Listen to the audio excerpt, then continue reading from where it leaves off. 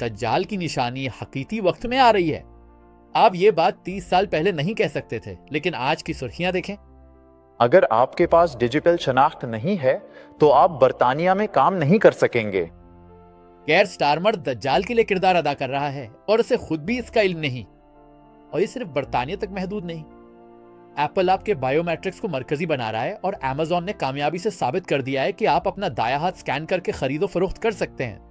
آپ وہ ویڈیو دیکھ سکتے ہیں۔ ہاں، یہ کاروبار کے لیے تو بہترین ہے، لیکن اگر حکومت کے پاس یہ سب کچھ آ جائے تو؟ حامیوں کا کہنا ہے کہ اس سے پیڈو فائلز یا مجرموں کو مخصوص مقامات پر سفر کرنے سے روکا جا سکتا ہے، یا غیر قانونی تارکین وطن کا پتہ لگایا جا سکتا ہے۔ یا ہاں، اگر آپ حکومت سے اختلاف کریں تو یہ آپ کا بھی پیچھا کر سکتا ہے۔ ایسا لگتا ہے جیسے وہ مکاشفہ 1316 کو پڑھ رہے۔ اس نے سب لوگوں کو مجبور کیا کہ وہ اپنے دائیں ہاتھوں پر ایک نشان لیں، تاکہ وہ اس نشان کے بغیر نہ خرید سکے اور نہ بیچ سکیں۔